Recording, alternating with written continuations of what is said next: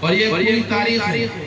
جس نے بھی حضور صلی اللہ علیہ وسلم کی ختم نبوت کا کام کیا ہے اللہ نے دنیا میں اس کو عزت دی ہے، اور جس نے ختم نبوت کے خلاف کام کیا ہے اللہ نے دنیا میں دکھایا ہے وہ ذلیل اور خوار ہوا ہے. بھٹو نے کہا ہم تو کہتے ہیں بھٹو شہید ہے، آپ بھی بول دو بھائی بھٹو کیا ہے؟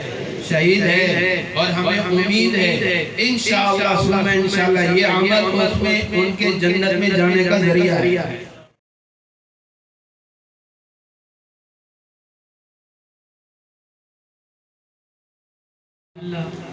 آج کے ہمارے مہمان خصوصی عالمی مجلس تحفظ ختم نبوت کراچی کے امیر حضرت مولانا محمد اعجاز مصطفیٰ صاحب ہمارے درمیان موجود ہیں. میں حضرت کو حیدرآباد تشریف آوری پر خوش آمدید کہتا ہوں. حضرت کا شکریہ ادا کرتا ہوں کہ اپنے قیمتی وقت اہلیان حیدرآباد کے لیے مہیا کیا. الحمدللہ آج کے ہمارے مہمان خصوصی کئی نسبتوں کے حامل ہیں. وہ مسند جہاں کسی وقت حضرت مولانا محمد یوسف رجحانی شہید رحمہ اللہ تشریف فرمایا ہوا کرتے تھے اور اپنے قلم کے ذریعے، علم کے ذریعے، عمل کے ذریعے دنیا کی تمام طاقتوں کے مقابلے میں اپنے قلم کو استعمال کیا کرتے تھے. پھر اس کے بعد ان کے جانشین حضرت مولانا مفتی سعید احمد جلال پوری شہید رحمہ اللہ جنہوں نے بغیر کسی تفریق کے تمام باطل فتنوں کا مقابلہ کیا، اپنے قلم کو استعمال کیا اور امت مسلمہ کے ایمان کی حفاظت کے لیے حضرت مولانا محمد یوسف رجحانی شہید رحمہ اللہ انہوں نے اپنی جان اللہ کے حوالے کی. مفتی سعید احمد جلال پوری شہید رحمہ اللہ انہوں نے اپنی جان اللہ کے حوالے کی.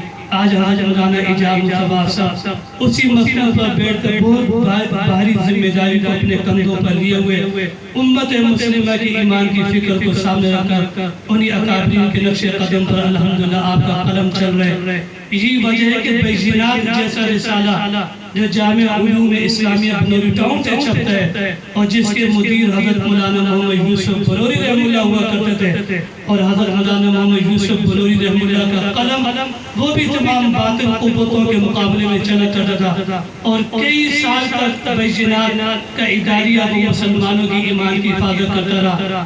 آج امیر مرکزیہ عالمی مجلس تحفظ ختم نبوت شیخ الحدیث جامعہ علوم اسلامیہ بنوری ٹاؤن حضرت مولانا ڈاکٹر عبدالرزاق اسکندر صاحب نے یہ ذمہ داری بھی حضرت کے کندھوں پر رکھی، یہ خدمت انہیں عطا فرمائی. آج الحمدللہ حضرت مولانا محمد یوسف بلوری شہید رحمہ اللہ کی یاد کو تازہ کرتے ہوئے بیضینات میں اسی عام شان کے ساتھ آپ اداریہ لکھتے ہیں، امت مسلمہ کی ایمان کی حفاظت کرتے ہیں. ہفتہ روزہ ختم نبوت کراچی سے چھپتے اس کے بھی آپ مدیر ہیں. الحمدللہ ان نسبتوں کے حامل بزرگ کی زیارت سے میں آپ مالا مال ہو رہے ہیں. ان اکابرین کی مجلس میں بیٹھنا، ان سے سیکھنا یہ میرے لیے آپ کے لیے بڑی سعادت کی بات ہے. ہمیں لوگ ملتے ہیں کہ ہم نے حضرت مولانا محمد یوسف رجحانی شہید رحمہ اللہ کی زیارت کی، ہم نے حضرت کا بیان سنا، ہم ان کی زیارت نہیں کر سکے لیکن جنہوں نے زیارت کی بڑی خوشی کے ساتھ اس کو بیان کرتے ہیں. ایسے اکابرین کی زیارت کرنا بڑی سعادت کی بات ہے. میں حضرت کو دعوت دوں گا آپ کے سامنے تشریف لائیں اور اپنے خیالات کے اظہار فرمائیں. حضرت مولانا محمد اعجاز مصطفیٰ صاحب.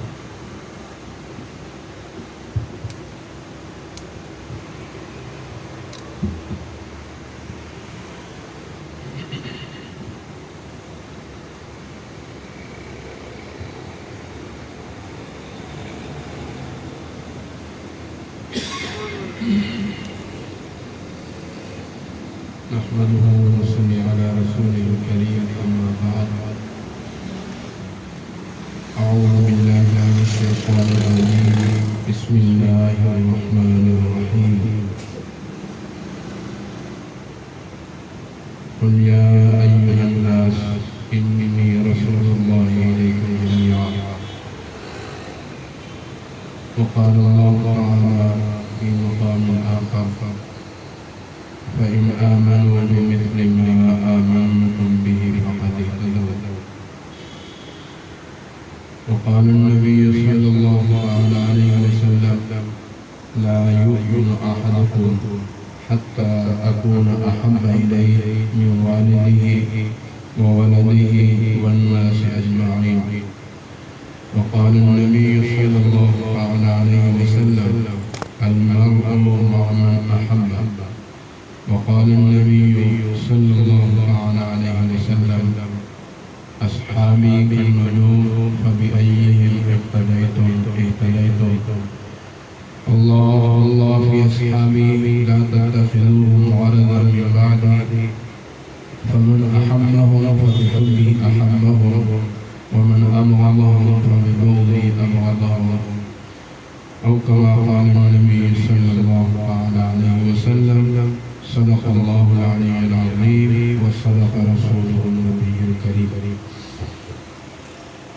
سب سے پہلے میں آپ تمام بھائیوں کو مبارکباد پیش کرتا ہوں کہ آپ حضور اکرم صلی اللہ علیہ وسلم کی نسبت سے یہاں موجود ہیں.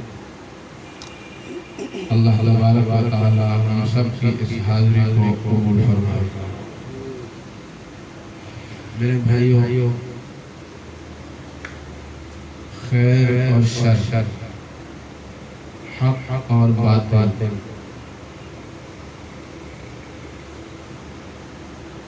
اس کی کشمکش اول روز سے جاری ہے.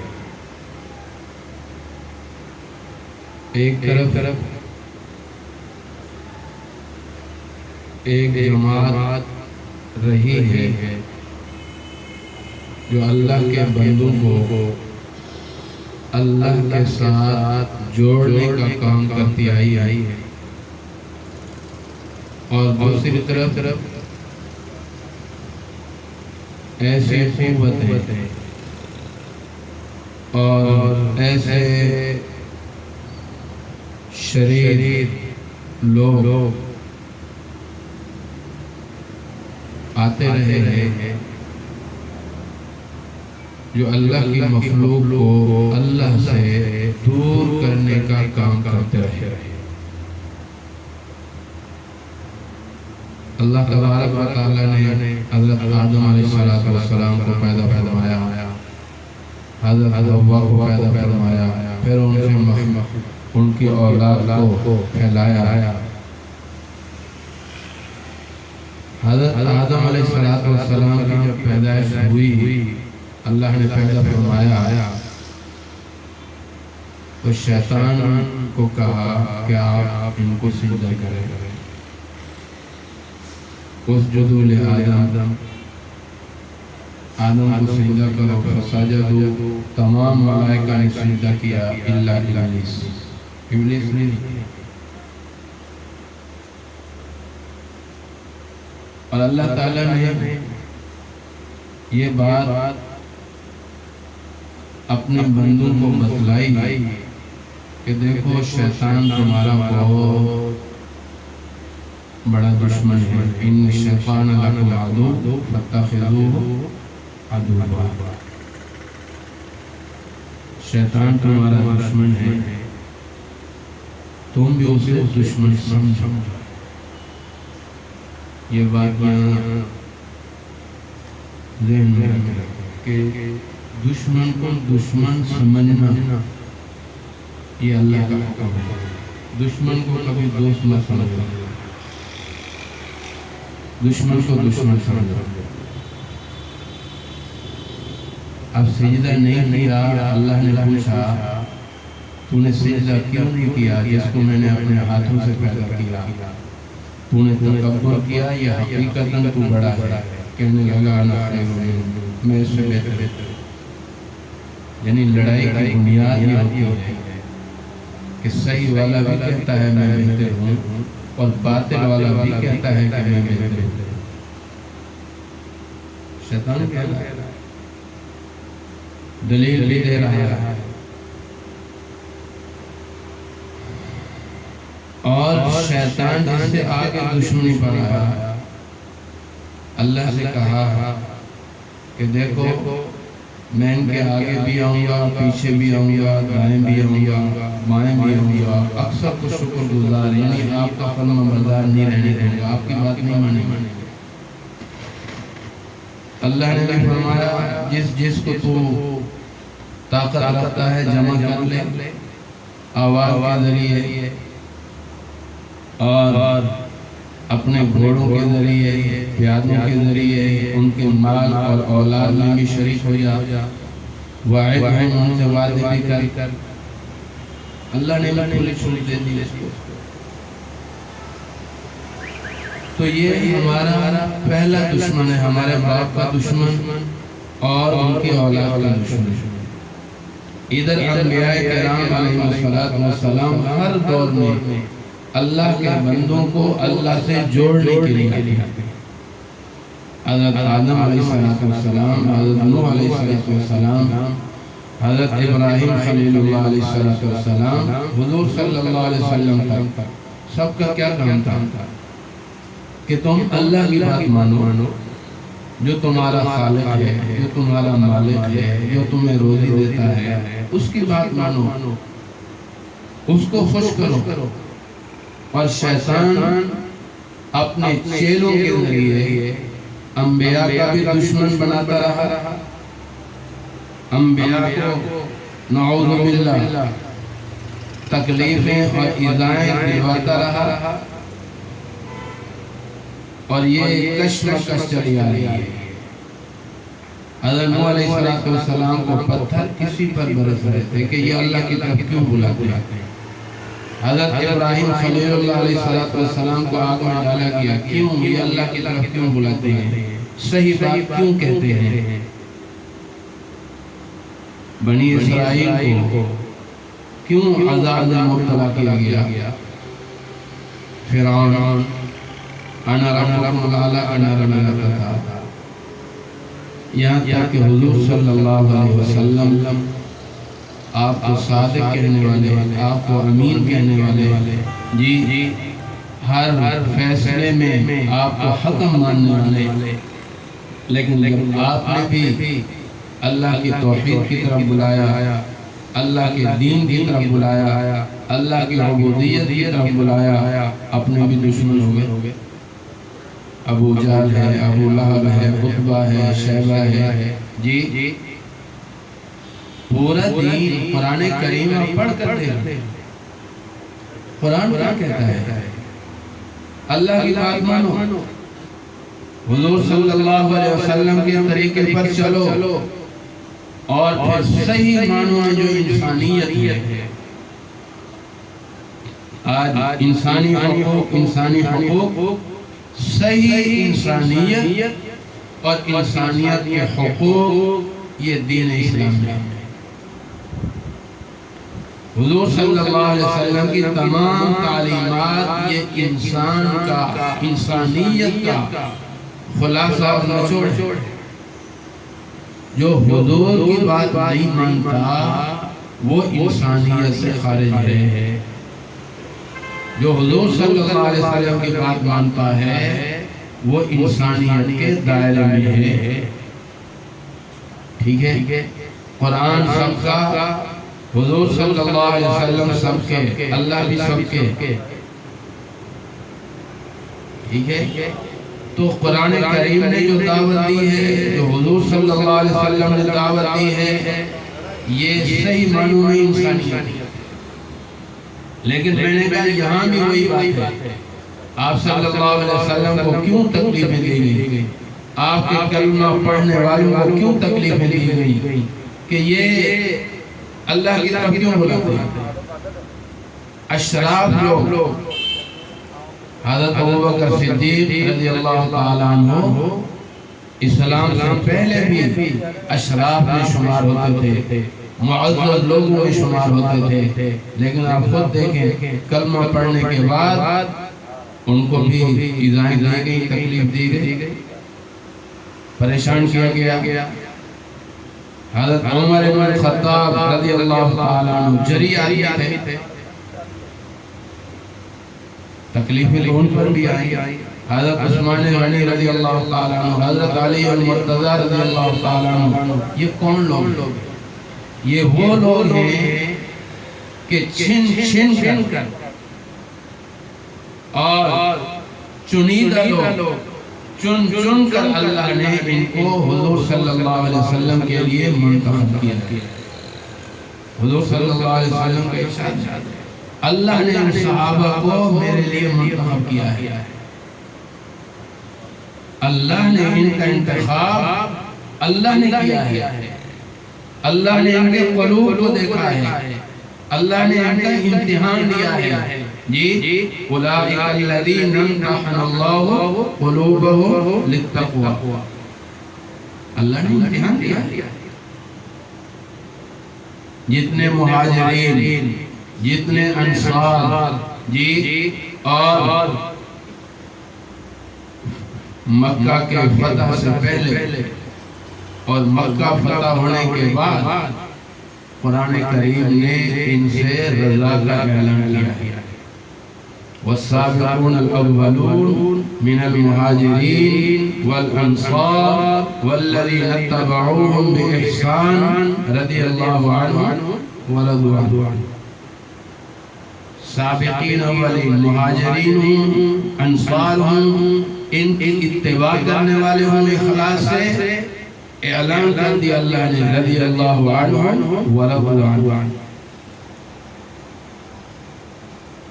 بہت سارے لوگ یہ اعتراض اٹھاتے ہیں یہ سارے صحابہ کے لیے نہیں ہے، یہ سارے صحابہ کے لیے نہیں ہے، جیسے پچھلے دنوں یہ، اور یہ پرانا طریقہ چلا رہا ہے، چند کا استثناء کر کے، چند کو علیحدہ کر کے ان چند کی وجہ سے سب کو رگڑ دو۔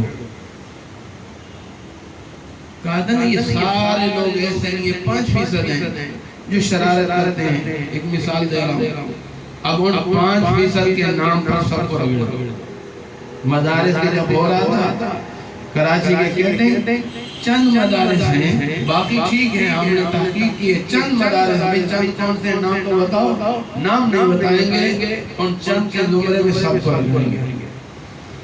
بالکل یہی کام شیطان نے، چونکہ یہ ساری شیطانی جماعتیں ہیں، شیطان کے اعلیٰ کار ہیں، شیطان کے ایجنٹ ہیں، یہ قرآن کہہ رہا ہے، میں نہیں کہہ رہا، جو اللہ کی طرف بلاتا ہے، جو اللہ کے دین کی طرف بلاتا ہے، جو جماعت جن کو اللہ نے منتخب کیا ہے ان سے محبت کا اعلان کرتا ہے، دعویٰ کرتا ہے، اور یہ ساری قوتیں ان کے پھر خلاف ہو جائیں تو یہ شیطان اور شیطانی ایجنٹ ہیں اور شیطان کا کام کرتے ہیں۔ تو میں نے کہا یہاں اللہ نے مہاجرین، انصار اور ان کی اتباع کرنے والے رضی اللہ عنہ ورضوا عنہ، فَإِنْ آمَنُوا بِمِثْلِ مَا آمَنْتُمْ، اگر تم ان جیسا ایمان لاؤ گے تو کامیاب ہو جاؤ گے۔ وَإِذَا قِيلَ لَهُمْ آمِنُوا كَمَا آمَنَ النَّاسُ، جب انہیں کہا جاتا ہے ایمان لاؤ جیسے لوگ یعنی صحابہ کرام ایمان لائے ہیں، قَالُوا أَنُؤْمِنُ كَمَا آمَنَ الصُّفَهَاءُ، کیا جیسے یہ لوگ پاگل لوگ نعوذ باللہ ہم ایسا ایمان لائیں؟ پھر صحابہ نہیں بولے، کیونکہ فرمایا اللہ نے ہے، ایمان ان جیسے ایمان کی دعوت اللہ نے دی ہے، انہوں نے اللہ کی دعوت اور اللہ کے منتخب لوگوں کو بے وقوف کہا تو ان کو جواب خود اللہ نے دیا، الا انہم هم الصفہاء ولکن لا یعلمون۔ اور اگلی آیت کو بھی ملا لے، وَإِذَا لَقُوا الَّذِينَ آمَنُوا قَالُوا آمَنَّا وَإِذَا خَلَوْا إِلَى شَيَاطِينِهِمْ قَالُوا إِنَّا مَعَكُمْ، جب تمہارے ساتھ ہوتے ہیں آمنا، ہم بھی مومن، جی ہم بھی ایمان لانے والے، وَإِذَا خَلَوْا إِلَى شَيَاطِينِهِمْ، جب اپنے شیطانوں کے پاس جاتے ہیں تو کیا کہتے ہیں؟ ہم تو ٹھٹھا کر رہے تھے۔ آج بھی ادھر بیٹھ کر معاہدہ کرنے والے، دستخط کرنے والے مومن جی، اور جب ادھر ہو جاتے ہیں تو کیا کہتے ہیں؟ نہیں ہمارا تو عقیدہ ہے، ہمارا تو ایمان، نعوذ باللہ ثم نعوذ باللہ۔ یہ قرآن نے بہت پہلے نقشہ کھینچا ہے، والذین تبوؤا الدار والایمان من قبلہم يحبون من هاجر إليهم ولا يجدون في صدورهم حاجة مما أوتوا ويؤثرون على أنفسهم ولو كان بهم خصاصة وَمَن يُوقَ شُحَّ نَفْسِهِ فَأُولَٰئِكَ هُمُ الْمُفْلِحُونَ۔ کون لوگ ہیں؟ کون لوگ ہیں جنہوں نے تبوّأ الدار والایمان، ایمان کو بھی جگہ دی، رہنے کے لیے مہاجرین کو جگہ دی، جی یحبون من ہاجر الیہم، ان سے مہاجرین سے محبت کرنے والے، اور دل میں کوئی کھوٹ نہیں پاتے، کھوٹ تو دور کی بات ہے، اپنے سے زیادہ ان کو ترجیح دیتے ہیں، خود بھوکے رہتے ہیں۔ کیا صحابہ نے عمل کر کے نہیں دکھایا؟ اور میرے بھائیو اگلی بات عرض کرتا ہوں، قرآن کریم کی بہت ساری آیات ہیں۔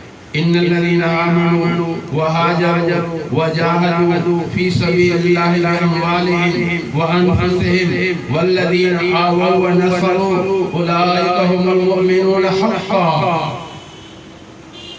أولئك هم الصادقون، کون لوگ ہیں؟ اولئک هم الفائزون، کون لوگ ہیں؟ اولئک هم المفلحون، کون لوگ ہیں؟ جی کون ہیں؟ بتایا جائے۔ صحابہ نے جو حضور سے محبت کی ہے، میرے بھائیو اس محبت کی مثال دنیا میں نہیں ملتی، اور آپ حضرات سے بھی کہتا ہوں، محض نعروں کی حد تک نہیں ہے، دنیا کا یہ اصول ہے، محبت اگر کسی کو کسی کے ساتھ محبت ہو، اس کے اثرات اس پر نظر آتے ہیں۔ دو نوجوان ہو نا، ان کی پکی دوستی ہو، لباس ایک جیسا بنواتے نہیں، جوتے ایک جیسے خریدتے ہیں، چشمہ ایک جیسا لیتے ہیں، بالوں کی حیات ایک جیسی رکھتے ہیں، کیوں بھائی؟ کہتے ہیں میرا دوست ہے، ہم دوست ہیں۔ اور پھر ایک دوست الگ ہو جائے، کوئی اس کے دوست کی برائی کر کے دیکھے، یہ برداشت کرتا ہے؟ بولیں برداشت کرتا ہے؟ آپ میرے ساتھ بولیں گے میں چلوں گا، اگر آپ بزرگ بن کے بیٹھیں گے نا تو میں اسے بند کر دوں گا، جی بھائی میرے ساتھ ساتھ چلیں گے، اس سے ایمان پیدا ہوتا ہے۔ فرشتے تو لکھ رہے ہیں نا، اگر آپ خاموش رہیں گے تو فرشتے کہیں گے یہ محض دیکھنے کے لیے آئے، یہ مولوی کو دیکھنے کے لیے، جی یہ مولوی کہتا کیا ہے، ساتھ ساتھ بولیں گے گواہی ہوگی۔ آپ تھوڑا سا چند منٹوں کے بعد میں نے بلوایا اور آپ بول پڑے نا تو مور ہوگی، یہ ساری باتیں آپ نے بھی کہی، میں تھانے جاؤں گا نا تو آپ بھی سارے جائیں گے، ٹھیک ہے؟ میں یہ سمجھا رہا ہوں کہ محبت کے اثرات رہتے ہیں، محب پر محبوب کی محبت کے اثرات ہوتے ہیں، محب اپنے محبوب کے تان، اس کی ہج، اس کی برائی برداشت نہیں کرتا، جان پر کھیل جاتا ہے، اپنی جان دے دیتا ہے، لیکن اس محبوب کی ذرہ بھی تکلیف کو برداشت نہیں کرتا ہے۔ حضرت خبیب رضی اللہ تعالیٰ عنہ، اب میں ادھر ادھر جاؤں نا بہت لمبی بات ہو جائے گی، مختصر عرض کرتا ہوں۔ منافقوں نے حضور صلی اللہ علیہ وسلم سے کہا ہمیں 10 آدمی بھیجے، ہمارے قبیلے والے کو ایمان سکھائیں۔ 8 کو شہید کر دیا، 2 کو پکڑا۔ بدر میں جن کے باپ اور بڑے مردار ہوئے تھے ان کو تسکین نہیں مل رہی تھی، انہوں نے کہا ان کو ان کے ہاتھوں بیچیں گے، وہ ان کو ایذائیں دیں گے، تکلیفیں دیں گے، کچھ کے نفس تسکین ہو جائے گی۔ حضرت خبیب رضی اللہ تعالیٰ عنہ کو سولی کے نیچے کھڑا کیا گیا اور کہا ابھی بھی وقت ہے، حضور صلی اللہ علیہ وسلم کا دامن چھوڑ دو، تمہیں سب کچھ دیں گے۔ انہوں نے کہا یہ نہیں ہو سکتا، اوپر لٹکے ہوئے ہیں اور لوہے کی جیسے سلاخیں ہیں، کنگھی ہوتی ہیں، اس طرح ان کا چمڑا ادھیڑا جا رہا ہے، خون بھی بہ رہا ہے، اور کہتے ہیں خبیب تم یہ کہہ دو میری جگہ حضور ہوتے ہیں، نعوذ باللہ ثم نعوذ باللہ۔ خبیب کا خون بہ رہا ہے، چمڑا ادھیڑا جا رہا ہے، گوشت کی پھوٹیاں اندر سے باہر آ رہی ہیں، لیکن خبیب کیا کہتے ہیں؟ تم مجھے تکلیف دے رہے ہو، مجھے ایذا دے رہے ہو، اس حالت میں بھی میں برداشت نہیں کرتا کہ میرے کان میں یہ آواز پڑے کہ حضور صلی اللہ علیہ وسلم کے پاؤں میں کوئی کانٹا چھڑا ہے۔ یہ محبت ہے۔ حضرت صہیب رضی اللہ تعالیٰ عنہ جب ہجرت کرنے لگے، مکہ والوں نے کہا جب تم آئے تھے غلام تھے، خالی ہاتھ آئے تھے، آج یہ سارا سامان، یہ تمہارا گھر، یہ جائیداد، یہ تمہیں نہیں ساتھ لے جانے دیں گے۔ انہوں نے کہا سب کچھ لے لو لیکن میں حضور کی جدائی برداشت نہیں کرتا۔ جی سب کچھ دے دیا۔ ایک خاتون کا دودھ پیتا بچہ، کافروں نے روکا، کہا یہ ہمارے خاندان کا بچہ ہے اور تم یہاں سے جانا چاہتی ہو، یہ بچہ چھوڑنا پڑے گا۔ اس خاتون نے بچہ چھوڑ دیا لیکن حضور کی جدائی برداشت نہیں کی۔ یہ محبت ہے، یہ محبت ہے۔ میرے بھائیو، ہمیں بھی حضور سے محبت ہے، دعویٰ کرتے ہیں جی، لیکن دیکھو دو چیزیں ساتھ ساتھ چلتی ہیں۔ یہ ایک لین کبھی بھی نہیں چلتی، ایک ٹھنڈی تار ہے، ایک گرم تار ہے۔ محبت کے ساتھ آپ کے محبت کرنے والوں سے محبت اور آپ کے دشمنوں سے دشمنی، یہ ایمان کا حصہ ہے۔ اگر صرف محبت کا دعویٰ ہے اور حضور کے دشمنوں کے ساتھ دشمنی نہیں ہے، یہ محبت نہیں ہے، یہ محبت نہیں ہے، اس محبت کی ضرورت بھی نہیں ہے۔ من احب للہ، من ابغض للہ، من اعطى للہ، من منع للہ، فقط استکمل الایمان۔ محبت ہو اللہ کے لیے، بغض بھی ہو اللہ کے لیے، دینا ہو خرچ بھی ہو یہ بھی اللہ کے لیے، اور روکنا ہو یہ بھی اللہ کے لیے، یہ ایمان کے مکمل ہونے کی نشانی ہے۔ اگر ایک طرف ہے، بہت سارے ہمارے بھائی ہمیں محبت ہے لیکن محبت کا کوئی اظہار بھی ہے، محبت کی کوئی علامت بھی ہے۔ میرے بھائیوں، یہ شیطانی ٹولے اور شروع دن سے آئے ہیں، ہم آگے چلتے ہیں۔ حضور کا دشمن یہ بھی شیطان کا ایجنٹ، صحابہ کا دشمن یہ بھی شیطان کا ایجنٹ، وہ اپنا کام کر رہا ہے اور ہر دور میں اس نے کیا ہے، لیکن مخلصین نے، محبین نے ہر دور میں اپنی محبت کا اظہار بھی کیا ہے اور محبت کے کمال کا ثبوت بھی دیا ہے۔ حضور صلی اللہ علیہ وسلم دیکھئے چند چیزیں حضور کے زمانے میں بھی چند نہیں بلکہ حضور تو آئے ہی ایمان کو، دین کو مکمل کرنے کے لیے تھے۔ حضرت بن نوری نور اللہ مرقدہ نے لکھا ہے کہ جو چیزیں نبوت کے منافی نہیں تھیں اور دین کا حصہ تھیں ان کو اللہ نے حضور پر طاری کیا، اور جو چیزیں دین میں سے تھیں لیکن اگر ان کو حضور پر طاری کیا جاتا تو نبوت پر عیب آنے کا اندیشہ تھا، وہ باتیں اللہ نے حضور کی جماعت پر طاری کی۔ کیوں؟ تاکہ آنے والی انسانیت کو پورا دین مل جائے۔ یہ بعض لوگ اعتراض کرتے ہیں فلاں صحابی نے نعوذ باللہ زنا کیا تھا، فلاں صحابیہ نے زنا کیا تھا، کون انکار کرتا ہے؟ لیکن کیا اس سے ہمیں دین کا سبق حاصل نہیں ہوا؟ اور پھر صحابی خود آ کر کہہ رہا ہے اے اللہ کے رسول مجھے پاک کریں، حضور اپنا رخ پھیر دیتے ہیں، پھر سامنے آتا ہے حضور مجھے پاک کریں، تیسری طرف رخ پھیر لیتے ہیں حضور مجھے پاک کریں۔ صحابہ کہہ بھی رہے ہیں اللہ نے پردہ رکھا ہے تو بھی پردہ رکھ لے، لیکن ایمان بن رہا ہے مجھ سے یہ برداشت نہیں ہے جی۔ 4 دفعہ اعتراف کیا، پھر شریعت کا حکم لاگو ہوا، ایک صحابی نے پتھر مارا، ان کا خون نکلا، اس کے کپڑوں پر آیا، کچھ اس نے سخت الفاظ کہے، اللہ کے نبی نے منع فرمایا یہ ایسے انہوں نے توبہ کی ہے، اگر پورے مدینے والے پر بھی تقسیم کر دی جائے ساری کی بخشش ہو جائے۔ ایسی توبہ کون کرتا ہے؟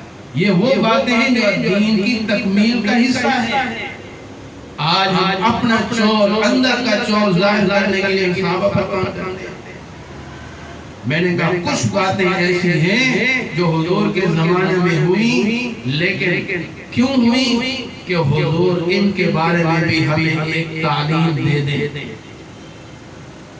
یہ اسود عنسی کا پیدا ہونا کیوں تھا؟ حضور کے خود زمانے میں نہ حضور کی تبلیغ میں کمی تھی، نہ آپ کے اخلاص میں کمی تھی، نہ آپ کے درد دل میں کمی تھی، نہ دعا میں کمی تھی، سب چیز کامل اور مکمل۔ اس کے باوجود بھی ایک مدعی نبوت کیوں پیدا ہوتا ہے؟ مجھے اور آپ کو بتانے کے لیے کہ اگر اس طرح کوئی شیطان کا ایجنٹ کھڑا ہو جائے پھر اس کا علاج وہی ہوگا جو میری موجودگی میں ہو اور جو میری جماعت میں کرے گا۔ ہے یا نہیں؟ فاضل فیروز کے سند حضور نے دی ہے یا نہیں دی ہے؟ جی، مسلمہ کذاب کھڑا ہوا، حضور صلی اللہ علیہ وسلم کا وصال ہو گیا، پھر حضرت ابوبکر صدیق نے جو کام مسلمہ کذاب کے خلاف کیا یہ حضور کی جماعت ہمیں نمونہ دیا ہے۔ 1200 صحابہ اور تابعین کا شہید ہونا، پورے 23 سالہ دور نبوی میں 259 صحابہ ہیں، 70 وہ صحابہ بھی ہیں جن کو یہاں سے چال کے ذریعے اور گھنونے طریقے کے ذریعے 70 قرآن کو لے کر جا کے آگے ہبہ کر دیا۔ 10 یہ صحابہ ہیں، 90 تو یہ ہو گئے، پھر بدر ہے، 14 صحابی غالباً وہاں شہید ہوئے، پھر 70 صحابہ یہ احد میں شہید ہوئے۔ ان سب کو جمع کریں، 23 سالہ نبوی دور میں 259 صحابہ کی شہادت ہوئی ہے غزوات میں اور دوسری اور تیسری چیزوں میں، لیکن حضور صلی اللہ علیہ وسلم کی ختم نبوت کے تحفظ کے لیے 1200 صحابہ اور تابعین، ایک روایت میں 1400 کا بھی ذکر آتا ہے، 70 بدری صحابہ اس میں موجود۔ کیا یہ صحابہ نے اس جماعت میں حضور کے دین کو مکمل نہیں کیا؟ اب یوں دینا پڑتا ہے، اور الحمدللہ پورے 1300 سال میں مسلمانوں نے اسی پر عمل کیا، اور یہاں انگریز آ گیا۔ یہ فتنے آج جو ہمیں ورثے میں ملے ہیں نا، یہ فتنے دوسرے ممالک میں آپ کو نظر نہیں آئیں گے۔ یہ فلاں اور یہ فلاں اور یہ فلاں اور یہ فلاں، یہ یہاں کی پیداوار ہے، اور یہ پیدا کرنے والا یہ انگریز ہے۔ کسی کو آزادی مذہب کا اعلان، مذہب میں آزادی ہے، اب کوئی ادھر گیا ہے، کوئی ادھر گیا ہے، کوئی ادھر گیا ہے، جی لفظوں کو پکڑ کر اور اس کو تکلیف دی جہاد سے، اس نے انگریز کو کھڑا کر، اس کو قادیانیوں کو کھڑا کر دیا، اور میرے بھائیو ہمارے اکابر نے ان کے خلاف کام کیا۔ انگریز کی چھتری دیکھو 1300 سال میں آپ کو کوئی ایسا آدمی نہیں ملے گا کہ چند دن وہ خود چلا ہو یا اس کے ماننے والے چلے ہوں، ہمیشہ مسلمانوں نے اس کا قلع قلع کیا۔ آج لوگ یہ پوچھتے ہیں یہ انگریز، یہ قادیانی کیوں پھیلے؟ اول روز سے قادیانیوں کی چھتری، یہ انگریزوں کی چھتری قادیانیوں پر تھی، اور ان کی حفاظت کی جاتی تھی، ان کو پالا جاتا تھا، آج بھی پالا جا رہا ہے۔ برطانیہ ہو، امریکہ ہو، کھلے لفظوں میں کہہ رہے ہیں وہ انہی کے ساتھ کھڑے ہیں، لیکن ہمارے اقابر نے اس وقت بھی کام کیا۔ اب وقت نہیں ہے، ورنہ میں آپ میں سناتا قادیان میں مسلمان کا داخل ہونا یہ موت کو گلے لگانے کا مترادف تھا۔ ہمارے اکابر نے 1934 میں ایک آدمی کی تشکیل کی، جاؤ قادیانیان میں رہو، مکان خریدا، اس کی شادی شدہ نہیں تھے، کیوں؟ کہ اندر بیٹھ کر کرنا کچھ نہیں ہے، صرف دیکھنا ہے، انہوں نے مکان بھی خریدا، جھنڈا بھی لگا دیا جی، قادیانیوں کا شہر ہو اور احرار کا وہاں جھنڈا لہرا رہا ہو جی، یہ کوئی معمولی بات نہیں۔ پھر اکیلے تھے، ماسٹر تاج الدین انصاری کو وہاں بھیجا، وہ کہتے ہیں بھائی ان کا کام صرف مذہبی طور پر ان کا مقابلہ نہیں ہو سکتا، مذہبی طور پر بھی کیا جائے، سیاسی طور پر بھی ان کا مقابلہ کیا جائے، اور ان کے حالات میں یہ تحریک آئی ہے۔ آپ پڑھیں 10 جلدوں میں 1934 سے 2020 تک، اور شروع کے صفحات پڑھیں، کہتے ہیں سب سے پہلے میں گیا، میں نے کہا میں کام کیسے شروع کروں؟ آج ہمارے لوگ کہتے ہیں کہ ہمیں بڑا کام بتاؤ۔ ماسٹر تاج الدین انصاری نے کام کیسے شروع کیا؟ گھر کے سامنے جو نالی تھی اور وہاں پانی جمع رہتا تھا، بدبو آتی تھی، کہتے میں نے اپنی آستینیں چڑھائیں اور میں اس نالی کو صاف کرنے لگا، پھر اس گڑھے کو میں نے صاف کیا کہ یہ بھی خدمت ہے، سماجی کام ہے، اس سے بھی دین کی خدمت ہوتی ہے۔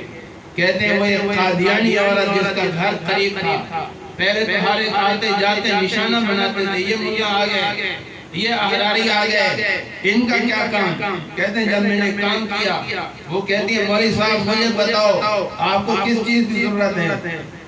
کہتے ہیں میں نے کہا مجھے کس چیز کی ضرورت نہیں، بس ایک دن پانی بند کر دے تاکہ یہ خشک ہو جائے اور یہاں کی جو بدبو ہے یہ ختم ہو جائے۔ جی بیٹھے ہوئے آرام سے، لیکن قادیانیوں کے سینے پر سانپ لوٹ رہے، یہ زندہ کیوں ہیں؟ مولوی صاحب اللہ نے اہل ایمان کو قوت دی ہے، کافر ایک چیز کو برداشت نہیں کر سکتا، تھوڑی سی ہمت پکڑیں، تھوڑی سی جرأت کریں، جیسے شیطان بھاگتا ہے نا، خود قرآن نے اس کا نقشہ کھینچا ہے۔ قیامت والے دن لما قضی الامر وقال الشیطان لما قضی الامر، شیطان کہے گا جس دن فیصلہ کیا جائے گا کیا؟ ان اللہ وعدکم وعد الحق، ایک وعدہ اللہ نے کیا جو سچا وعدہ تھا، ووعدتکم ایک میں نے وعدہ کیا تھا، فاخلفتکم آج میں نے اس کی خلاف ورزی کر دی۔ بھاگ رہا نہیں بھاگ رہا، وما کان لی علیکم من سلطان، مجھے تمہارے اوپر کوئی طاقت نہیں تھی، کوئی غلبہ نہیں تھا، میرے ہاتھ میں کوئی رسی نہیں تھی جو میں نے تمہارے گلے میں ڈالی ہو، اللہ دعوتکم، میں نے ایک آواز لگائی تھی، تم نے میری بات مان لی، فلا تلومونی، آج مجھے ملامت نہ کرو، اپنے آپ نے وما انا بمصرخکم، میں تمہاری مدد نہیں کر سکتا، تم میری مدد نہیں کر سکتے، انی کفرت بما اشرکتمونی من قبل، جتنی چیزیں تم نے پہلے کی تھی میں سب کا انکار کرتا ہوں۔ شیطان کے ایجنٹ چاہے پہلے کے ہوں چاہے اب کے ہوں، ان کی حالت یہ ہوتی کمثل الشیطان، شیطان کی مثال ہے، اذ قال للانسان اکفر، انسان کو کہتا ہے کفر کر، فلما کفر، جب وہ کفر کر لیتا ہے انی بریء منک، میں تو اسے بری ہوں۔ جی غزوہ بدر میں اس نے ایسا کیا تھا نہیں کیا تھا، سب کو اکٹھا کر کے لایا جی دکھانے کے لیے کہ دیکھو ہماری طاقت زیادہ، ہمارا جتھا زیادہ جی، لیکن جب دیکھا نا فرشتوں کو اور ان صحابہ کو کیسے بھاگے جی، انی ارا ما لا ترون، قرآن کہہ رہا ہے، کہتا ہے میں ایسی چیزیں دیکھ رہا ہوں جو تم نہیں دیکھ رہے، پکڑ دی رہے ہیں، تجھے کیا ہوا، تو بلا کے لایا تھا۔ میرے الفاظ میں آپ تھوڑا سا جو ہے نا غور کرتے جائیں، ہر شیطانی ایجنٹ کا یہی کام ہے، یہ جتھے دور دور سے بلاتا ہے، ایک جگہ جمع کر کے ہمیں دکھاتا ہے ہماری طاقت یہ ہے، تمہاری طاقت پیشاب کی جھاگ کی طرف نہیں ہے، ہاں ایک ایمان والا آ جائے سارے کامتے ہیں۔ تو میرے بھائیو اس طرح ہمارے اکابر نے کام شروع کیا۔ 53 میں تحریک چلی، پاکستان بن گیا۔ پاکستان بنانے میں قادیانیوں کا کوئی حصہ نہیں ہے، بلکہ انہوں نے درخواست دی تھی کہ ہمیں مسلمانوں سے علیحدہ شمار کیا جائے، جس طرح عیسائیت کو تم نے ویٹیکن سٹی کا علاقہ ان کو دے دیا ہے، کسی کی اس میں حکومت نہیں، مداخلت نہیں، یہ علاقہ ہمیں آزاد کیا جائے۔ قادیانی پہلے سمجھ لیتے ہیں انگریز جائے گا ہمیں اپنے نائب بنا کے جائے گا، لیکن جب یہاں بھی وہی بات ہے، جب مسلمانوں کا جوش جذبہ دیکھا پاکستان کے بنانے میں بھی، تو ان کی دال نہیں گلی، پھر انہوں نے کہا کہ ہم مسلمانوں کے ساتھ نہیں ہیں، یہ جو قادیان ہے جس میں، اور یہ پورا ضلع گرداسپور، یہ ان کی وجہ سے علیحدہ ہوا ہے پاکستان سے، انہی کی وجہ سے آج کشمیر کا مسئلہ رکا ہوا ہے۔ بہرحال پاکستان بن گیا، چھپ چھپا کے آگے پوری کوشش کی انہوں نے کہ پورا پاکستان تو نہیں ملا، اب یہ بلوچستان ہمیں مل جائے۔ جی 52 میں پوری زور لگایا بشیر الدین محمود قادیانی نے، اور یہ کہا برملا کہا کہ بلوچستان کی آبادی کم ہے، چند لاکھوں کی ہے، علاقہ بڑا ہے، اور ہم اس کو اپنا بیس بنائیں گے، اور بیس بنانے کے بعد پورے پاکستان میں پھر اس کو کنٹرول کریں گے۔ ہمارے اقابر سنتے رہے۔ آخری 52 کی آخری رات کو فیصل آباد میں یہ آخری ہفتہ ہے، حضرت سید عطا اللہ شاہ بخاری نور اللہ مرقدہ نے فیصل آباد میں جلسہ کیا۔ فیصل آباد ہے یہ سیالکوٹ، کہا بشیر الدین 52 تیرا تھا، 53 میرا ہے، اور پھر تحریک چلی۔ میرے بھائیو 10,000 مسلمانوں نے جام شہادت نوش کیا، 2 اعتراض ہوئے اس پر۔ یہ اعتراض ہونا کوئی آج کی بات نہیں ہے، شروع سے چلے آ رہے ہیں۔ کہا عطا اللہ شاہ بخاری نے 10,000 آدمی مروا دیے، ایک نے پرچی لکھی اس کے خون کا حساب کون دے گا، اور کہا تمہیں اس تاریخ سے کیا ملا۔ 3 مطالبات تھا اس تاریخ میں کہ قادیانیوں کو غیر مسلم اقلیت قرار دیا جائے، خواجہ ناظم الدین کھل کر ان کی وہ کر رہا تھا، قادیانیوں کی حمایت کر رہا تھا کہ اس کو اتارا جائے وزارت سے، اور دوسرے نمبر پر وزیر خارجہ ظفر اللہ کو ہٹایا جائے، اور تیسرا یہ کہ قادیانیوں کو غیر مسلم اقلیت قرار دیا جائے، اور اس کے ساتھ ساتھ جو کی پوسٹوں پر یہ زبردستی قبضہ کر کے بیٹھ گئے ہیں ان کو کی پوسٹوں سے ہٹایا جائے۔ آج میں آپ کو بتاؤں، ٹھیک ہے وہ مطالبات پورے نہیں ہوئے، تو کہا یہ 10,000 آدمی آپ نے مروا دیے، ان کا حساب کون دے گا؟ ایک جملہ کہا یہ سارے لوگ مل جائیں، 1300 سال 1400 سال کے لوگ مل جائیں، ایک صحابی کا مقابلہ نہیں ہو سکتا، تو 1200 صحابہ اور تابعین کا جو جواب ابو بکر صدیق دے گا، عطا اللہ شاہ بخاری بھی آج کے 10,000 مسلمانوں کا جواب دے دے گا۔ اور دوسری بات کہی کہ اس تاریخ سے تمہیں کیا ملا؟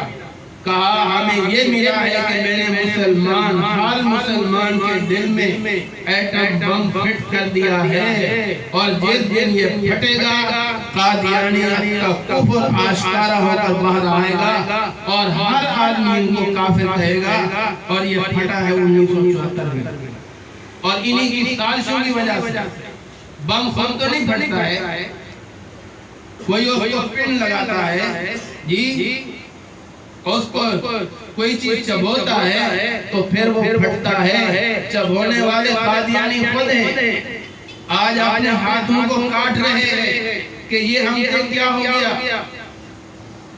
کالج کے طلباء کو پکڑ کے انہوں نے مارا، جی، اور پھر ظاہر میں نے کہا ایک مومن کھڑا ہو جائے یا کسی مومن کا خون بہ جائے، یہ رائے گاہ نہیں جاتا، جی، اور حضور کی ختم نبوت کے لیے بہے، حضور کی صحابہ کی حفاظت کے لیے بہے، تو یہ خاموش نہیں رہتا، جی۔ آج پورے پاکستان کی فضا متحد ہے، چاہے بریلوی ہے، چاہے دیوبندی ہے، چاہے اہل حدیث ہے، کہا جو صحابہ کو بھونکتا ہے ہمارا اس کے ساتھ کوئی اتحاد نہیں ہے۔ آپ نے خود دیکھا ہے، یہاں بڑے نعرے لگے، نعرے لگے تھے نہیں لگے تھے؟ بھائی بھائی، ہاں فلاں اور فلاں بھائی بھائی. آج ان شہیدوں کا خون بول رہا ہے، ان کی محنت بول رہی ہے. کوئی اس کو ناکارہ نہ سمجھے. اگر 10,052 میں شہید ہوئے ہیں تو یہ خون رائے گاہ نہیں گیا. آج پوری دنیا میں آپ کے ملک کو یہ اعزاز حاصل ہے کہ قومی اسمبلی نے پوری بحث کرنے کے بعد آپ یہ پڑھیں قومی اسمبلی کی کارروائی نہ مزہ آئے گا. لوگ ادھر ادھر کی چیزیں پڑھتے ہیں، یہ چیزیں پڑھو نا. قادیانیوں نے جب یہ تحریک چلی، قومی اسمبلی میں یہ معاملہ گیا، بھٹو نے کہا ہم تو کہتے ہیں بھٹو شہید ہے. آپ بھی بول دو بھائی، بھٹو کیا ہے؟ شہید ہے. اور ہمیں امید ہے انشاءاللہ ثم انشاءاللہ یہ عمل اس میں ان کے جنت میں جانے کا ذریعہ ہے. ٹھیک ہے نا؟ معمولی بات نہیں ہے. آدمی ہو سکتا ہے، ذاتی اعمال بھی غلط ہو سکتے ہیں، بہت ساری غلطی ہوتی ہیں، ہم سے بھی ہوتی ہے بھائی. لیکن جو جرت اس آدمی نے جی، اور جرت کا اس نے مظاہرہ کیا، ڈٹ گیا، الحمدللہ. تو اس لیے ہم کہتے ہیں یہ بھٹو شہید ہے. اور میں ان کی قبر پہ بھی گیا ہوں، اسی جلوے سے گیا ہوں، اور وہاں جا کے فاتحہ پڑھی ہے جی. اور سچ بتاؤں تو آدمی مبالغہ نہ سمجھے، مجھے تو سکون بھی آیا جی. سچ کہہ رہا ہوں. ٹھیک ہے، باقی ٹھیک ہے، انہوں نے جو کچھ کیا ہوا ہے خرافات ہیں، لیکن آپ کے جذبے سے جائیں، اسی نیت سے جائیں، اور پھر فاتحہ پڑھیں. آپ کو مزانا ہے تو آپ پھر مجھے کہہ دیجئے گا. تو یہ خون ضائع نہیں گیا. اور میں کہتا ہوں بھٹو نے بھی جو شہادت دی ہے نا، آج کل آپ دیکھنے جماعتیں ڈاوا ڈول ہو جاتی ہیں، چوتھی نسل ہے جو اقتدار میں ہے یہ نہیں. اور یہ پوری تاریخ ہے. جس نے بھی حضور صلی اللہ علیہ وسلم کی ختم نبوت کا کام کیا ہے، اللہ نے دنیا میں اس کو عزت دی ہے. اور جس نے ختم نبوت کے خلاف کام کیا ہے، اللہ نے دنیا میں دکھایا ہے وہ ذلیل اور خوار ہوا ہے. علامہ اقبال کا نام ہے جو قادیانیت کے خلاف انہوں نے کام کیا، کسی نے اور نہیں کیا.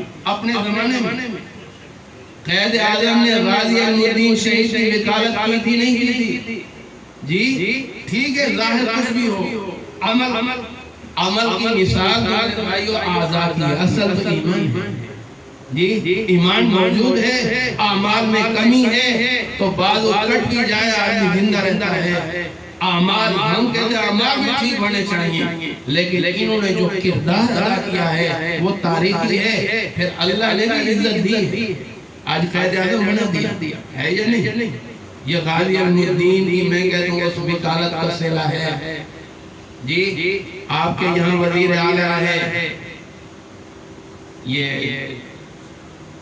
کیا کہتے ہیں حوصلی شاہ، یہ بھی وکیل بنے تھے ہمارے مجاہد کے جی. یہاں سندھ کے جو وہ تھے، اللہ نے ان کو بھی وزارت دی. اور جب تک رہے ہر آدمی عزت سے ان کا نام لیتا رہتا. اور جن لوگوں نے ادھر کا کام کیا ہے، آج اگر زندہ بھی ہیں تو ذلیل اور خوار ہے جی. قادیانی ہمارے بھائی ہیں، کیسے بھائی؟ اللہ تعالیٰ معاف فرمائے.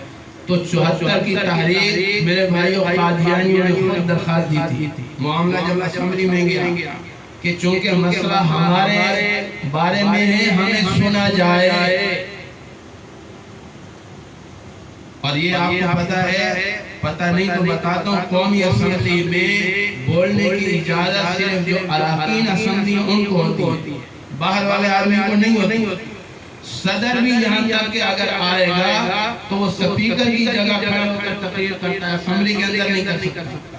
باہر کا کوئی مہمان بھی آتا ہے اعزاز کے طور پر سپیکر کے ساتھ اس کی کرسی لگتی ہے، اسمبلی کے اندر نہیں بول سکتا.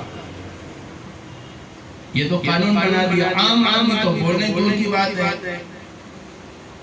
تو قانون یہ بنایا کہ پوری قومی اسمبلی کو ایک کمیٹی، ان کو جج کی حیثیت دی جائے اور پھر چونکہ یہ عدالت ہے، قومی اسمبلی نہیں ہے، اب یہ عدالت ہے، سارے اراکین اسمبلی جج ہیں، اور پھر قادیانیوں نے یہ کہا ہم کسی مولوی کا جواب نہیں دیں گے۔ یہ ہمیشہ جب بات کرتے ہیں نا اپنی پیش گوئی پہلے ہم کسی مولوی کے سوال کا جواب نہیں دیں گے، کیوں؟ ان کو پتہ ہے مولوی تو ہماری باتیں جانتا ہے۔ تو یہ یحییٰ بختیار اٹارنی جنرل تھا، کہا کہ اس کا بھی ہمارے پاس علاج ہے، علماء کے پاس ہر چیز کا علاج ہوتا ہے، سیاست میں بھی مولوی کے پاس سارے علاج ہوتے ہیں، لیکن یہ مانتے نہیں ہے نا، مانتے اس لیے نہیں کہ ایک ملا ہو کے جی کیسے اقتدار میں آئے، ایک ہمارے مولانا محنت کر رہے ہیں کسی کو پسند نہیں، اور آج اللہ نے دکھا دیا، اللہ نے دکھا دیا بڑی بڑی پارٹی والے بھی مولانا کے پیچھے جاتے ہیں، جا رہے ہیں جی، پیچھے بھی ہوتے ہیں، اپنے مفاد بھی اٹھاتے ہیں، اور مولوی تو ہمیشہ سخاوت کرتا ہے جی۔ آزادی مارچ ہوا، ایک ادھر سے آزاد ہو گیا، ایک جماعت والا بڑی جماعت والا جی، ایک باہر چلا گیا، ایک کی وہ بھی جیل سے باہر، وہ بھی جیل سے باہر، اور مولوی وہی کھڑا ہوا ہے، کہا مولوی صاحب تمہارے مار سے تو لوگوں نے فائدہ اٹھایا، کہا اگر فائدہ اٹھا لیا تو یہ کیا ہے، ٹھیک ہے اچھا ہے، فائدہ اٹھائے، فائدہ ہمیں ملا ہے۔ مولوی صاحب یہ آپ کی داڑھی اور ٹوپی جو لوگوں کے ہاتھ میں آ گئی تھی نا، میں کہتا ہوں اس آزادی مارچ نے سب کو دھو دیا جی، ذلت سے نکال کر اس آزادی مارچ میں نے اس پر پورا اداریہ لکھا تھا، اور میں کیا کہتا ہوں تحقیق بھی نعمہ کے طور پر کہہ رہا ہوں، ایسی بات کسی اور نے لکھی بھی نہیں، اور میں نے جو اس کا خلاصہ کہ ہمیں یہ فائدہ ملا، ہمیں یہ فائدہ ملا، آج اسمبلی آپ خود سن رہے تھے کہ ہماری اسمبلی میں کہا اسرائیل کو مانا جائے، تقریریں شروع ہو گئی، کوئی تھی نا، آج کیا کہہ رہے ہیں، میرا دل نہیں مانتا کہ اسرائیل کو مانا جائے، یہ کس نے مجبور کیا جی، ان کو پتہ ہے اگر ہم نے یہ کیا تو پھر ہماری ایمان بن جائے گی جی۔ قادیانیوں کو لگام دیکھو یہ ہمیشہ رہا ہے، ہمارے لوگ کہتے ہیں مولوی صاحب نے کیا کیا ہے، ہر آنے والی حکومت وہ پہلے بار معاہدہ کرتی ہے کہ ہم یہ قانون بھی تبدیل کریں گے، قادیانیوں کا سٹیٹس بھی تبدیل کریں گے، پھر انہیں حکومت دی جاتی ہے آپ 2000 سے لے لیں یا اس سے بھی پہلے لے لیں، یہ وعدہ کرتے ہیں، اور ادھر مولوی صاحب چند آدمی اپنے لے کر وعدہ لیتا ہے ہم تمہارا ساتھ دیں گے اگر اس قانون کی حفاظت کرو گے جی، اگر تم آئین میں رد و بدل نہیں کرو گے تو ایک آئینی بات کہ آئین تبدیل نہیں ہوگا، وہ بھی کہتے ہیں مجھے باہر اونچ، یعنی کیا کہتے ہیں حلف نیچے سے نہیں اوپر، ہاں آئین تبدیل نہیں ہوگا، لیکن یہی تو پھندہ ہے، ان ملاؤں نے آئین ایسا بنا دیا ہے کہ آپ یہ نکلنا بھی چاہے نہیں نکل سکتے، اور یہ اس طرح کے فتنے اس بھی ہوتے ہیں۔ مفتی محمود نور اللہ علیہ کی غالباً تقریر سنی جب یہ آئین بن رہا تھا، ادھر انہوں نے شرارت دی اور یہ شروع کر دی، مفتی صاحب نے بالکل ان کو سنائی نہیں کہ ملک میں کیا ہو رہا ہے، تو پوچھا کہ آپ تو ادھر توجہ نہیں کر رہے تھے، کیا وجہ ہے؟ کہا میں جو کام کر رہا تھا اگر میں ادھر متوجہ ہوتا وہ میرا کام خراب ہوتا تھا، اور میں نے وہ اصل کام کر دیا ہے، آئین آج پڑھے، اس لیے تو کہتے ہیں کہ پاکستان کا آئین اسلامی ہے، پاکستان کا آئین اور اسلامی کون بنا سکتا ہے بتاؤ، جس کو سورہ فاتحہ کیا کہتے ہیں اخلاص بھی نہیں آتی، وہ آئین اسلامی بنائے گا، یہ ان ملاؤں کا خواہش ہے، ان کی محنتیں ہیں، تو بہرحال قادیانی نے خود درخواست دی ہمیں سنا جائے، یہ پورے جج بن گئے، مولوی کی بات کا جواب نہیں دیں گے، مصطفیٰ نے کہا بالکل ٹھیک ہے، اٹارنی جنرل کو کھڑا کرو، ہم ان کی تیاری کرائیں گے، بھائی ایک غبی آدمی کو مولوی ایک عالم دین اور سٹیج پر بٹھا سکتا ہے تو ایک اٹارنی جنرل کی اصلاح نہیں کر سکتا.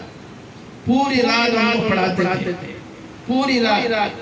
ایک یہاں درمیان میں بات بتا دوں تھوڑا سا ماحول کو نرم کرنے کے لیے. ایک آدمی گدھا لے آیا نا ماسٹر صاحب کے پاس، کہا تو کیا کرتا ہے؟ کہتا ہے میں گدھوں کو انسان بناتا ہوں، گدھوں کو انسان بناتا ہوں. وہ گدھا لے کر آیا، اس نے کہا ٹھیک ہے اتنے عرصے کے بعد آ جانا. اب وہ آیا، کہا میرا گدھا. تو وہ ہیڈ ماسٹر جو تھا نا، اس نے ماسٹر کی طرف اشارہ کیا یہ تیرا گدھا ہے. تو وہ یوں کر کے اس کو بلا رہا. تو ماسٹر جی نے کہا یہ میرے ساتھ کیا کر رہا ہے دیہاتی آدمی؟ اس نے کہا یہ کیوں کر رہا ہے؟ کہتے تو گدھا تھا نا تو میں تجھے ایسے بلاتا تھا، آج تو انسان بن گیا ہے، مجھے پہچانتا نہیں. اس نے کہا یہ تجھے کیا کس نے کہا؟ کہا وہ جو ہیڈ ماسٹر نے مجھے کہا ہے. تو اس نے کہا واقعی ٹھیک کہا، جب میں جاہل تھا تو میں گدھا تھا، ٹھیک ہے نا، اور مجھے اس نے تعلیم دی ہے تو مجھے کیا بنا دیا ہے؟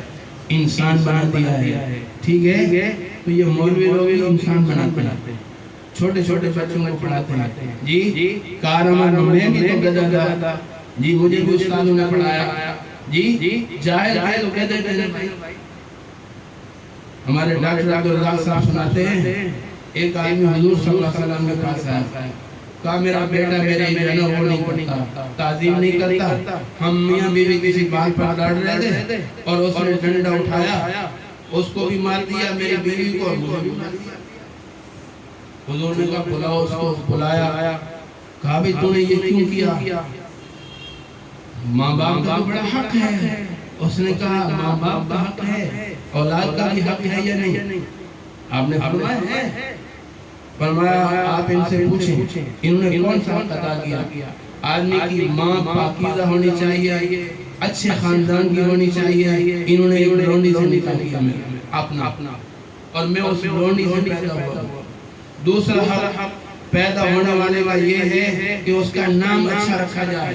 انہوں نے میرا نام جول رکھا ہے اور جول کیڑے کو کہا جاتا ہے. اور پھر ان کا حق تھا کہ مجھے تعلیم دیتے. انہوں نے مجھے جانوروں کے ساتھ بھیجا ہے، اور جانوروں کا اصول ہے جب آپس میں لڑ رہے ہوں ایک ڈنڈا اس کو لگاتے ہیں، اس کو لگاتے ہیں، وہ آرام سے بیٹھ جاتے ہیں. یہی ماحول میں نے یہاں جو سیکھا تھا وہ یہاں تاریخ کیا ہے. ماں کا ہے، باپ کو دونوں آرام سے بیٹھ گئے، ان کی لڑائی ختم. ٹھیک ہے نا، تعلیم اور تربیت سے آدمی بنتا ہے. ٹھیک ہے، ان چیزوں کا خیال رکھا جاتا ہے، اس سے انسان بنتا ہے. تو مفتی صاحب نے اٹارنی جنرل کو پورا تیار کیا، اور پھر اس نے جو تقریر دی ہر سوال کا جواب اس کی گرفت 11 دن یہ قادیانی بولتا رہا. 2 دن 3 دن 2.5 دن بنتے ہیں. لاہوری گروپ کو بولنے کی وہ دی اجازت دی. بہت ساری چیزیں تو ان کی مشترکات تھی، کچھ چیزیں الگ تھیں. اب دیکھو یہ آپس میں اپنے آپ کو علیحدہ کہتے ہیں. قادیانی لوگ مرزے کو نبی مانتے ہیں، لاہوری کہتے ہیں ہم نبی نہیں مانتے، ہم مجدد مانتے ہیں. تو بھائی ایک ہی اصول ہے، جو غیر نبی کو نبی مانے وہ کون ہوتا ہے؟ تو اس کو کافر کو، لاہوریوں کو کہا تم ان کو کافر کو کہتے ہیں، ہم ان کو کافر نہیں کہتے. قادیانیوں کو کہا تمہارے نبی کو یہ مانتے نہیں، نبی کو نبی نہ ماننا یہ بھی کفر ہے. تو ان کو کافر کو، انہوں نے کہا ہم کافر نہیں کہتے. نتیجہ یہ دونوں ایک ہے. دونوں کیا ہے؟ تو سننے کے بعد میرے بھائیو حضرت مفتی محمود نور اللہ مرقدہ فرماتے تھے کہ ہم تو پڑھنے پڑھانے والے لوگ، یہ الیکشن اور یہ اسمبلیاں ہم سمجھتے ہیں ہم نے اپنے آپ کو ضائع کر دیا. لیکن جس دن یہ مسئلہ آیا اسمبلی میں اور پھر مفتی محمود صاحب یہ جو انہوں نے محضر نامہ پڑھا ہے 200 صفحے کا ہے، مفتی صاحب نے پڑھا ہے، اور 260 صفحے اسی میں قومی اسمبلی کی جو کاروائی ہے 260 صفحے حضرت مولانا غلام نواز ہزاروی نور اللہ مرقدہ کے ہیں. اور لاہوریوں کے اعتراضات کا جواب جو حضرت ہزاروی نے دیا ہے کسی اور نے دیا بھی نہیں ہے. باقی علماء بھی آپ دیکھ لیں، ٹھیک ہے چند منٹ کی تقریر کر لیں، باتیں ادھر ادھر سے آ جاتی ہیں، لیکن میں شارٹ کر رہا ہوں۔ بہرحال مصعب نے جرا کی نتیجتاً پورے ہاؤس نے، بلکہ بعض جو عام تھے نا وہ تو گالیوں پر اترے۔ ایک رکن اسمبلی ہے، ان کا نام ابھی ذہن میں نہیں، اس نے تو کھڑے ہو کر کہا تم کیوں دیر لگا رہے ہو، ایسے ملعونوں کو تم کافر کیوں نہیں کہہ رہے؟